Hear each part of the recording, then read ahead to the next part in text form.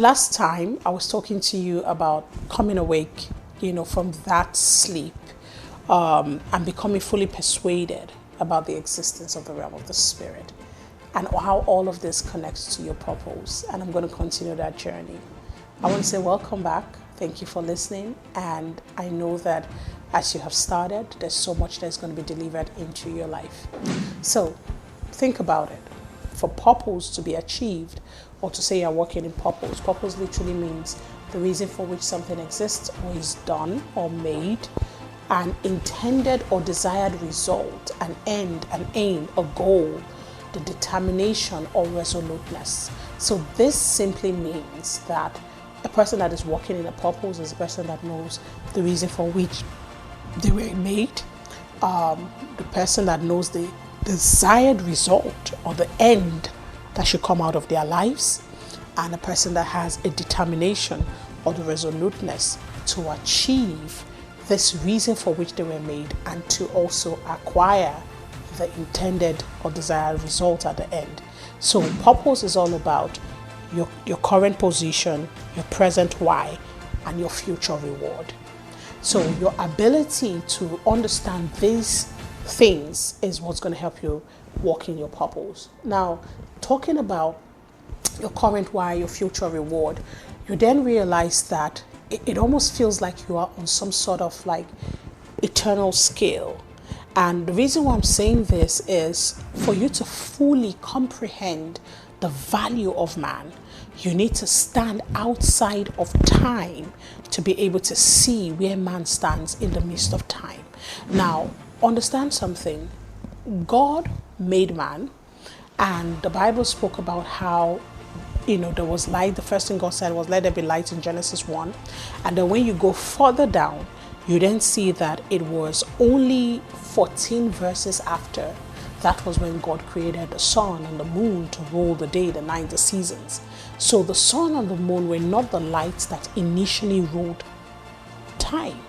They were not the source of light. God was the source of light. There was a different kind of light. And what was that light? It's the light that pierces the darkness. And I'm going somewhere. You need to stay with me. And you then see in the book of John, when he's speaking about Jesus, how Jesus is the light. And the light that gives life to every man's soul. And so you realize that that which has the power to actually give light and enlightenment to a person, it's the light of God. And how did it come? It came when God said, for when he spoke his word. So you then realize that what lights up a man is not the sun, it's not the moon, it's not the stars, it's the light of Elohim on the inside of you. Now, going forward, God placed his spirit on your inside. He placed his life on the inside of you. This light giver placed himself on the inside of you. So you are not just a light of the world.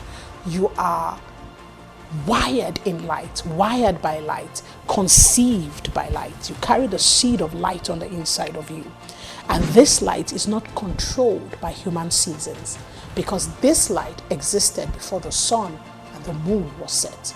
This is the reason why you shouldn't let anybody who is reading the sun or the moon to tell you what your destiny is, because what you carry or who you carry on the inside of you is bigger than the sun and the moon.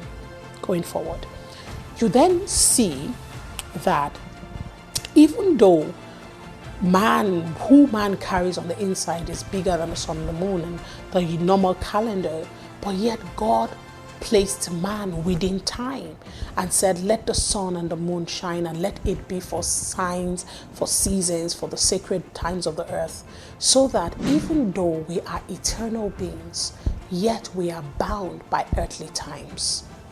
You are an eternal being bound by earthly timing. And all of this is for the purpose of governance. So God stands in eternity. He is eternal. He creates this clay vessel that is connected to the earth, and he puts his eternal spirit on the inside of him, but locks him within the construct of time, so that within time, man can live out this eternal purpose of God that is meant to manifest on the earth. And after his time on earth, he lives back into eternity and gets an eternal reward for his time-bound labor. I know I've said a lot of things about time, eternity, and labor, and but when you pick that up, then you can begin to start to walk fully in your purpose.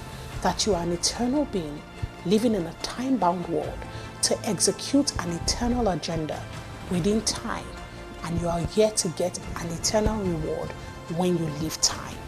Now, many of us struggle with our purpose and struggle with who we are because we constantly try to evaluate our lives by human timing. But that's not how it works. My name is Isi Igenegba. Follow me on Instagram. Subscribe to this YouTube channel by clicking the link so you get to know when any video comes out. And if you'd like to learn more about your purpose, you can go to my website, isibenedictainstitute.com, and you can take the course Awaken to Your Purpose. God bless you.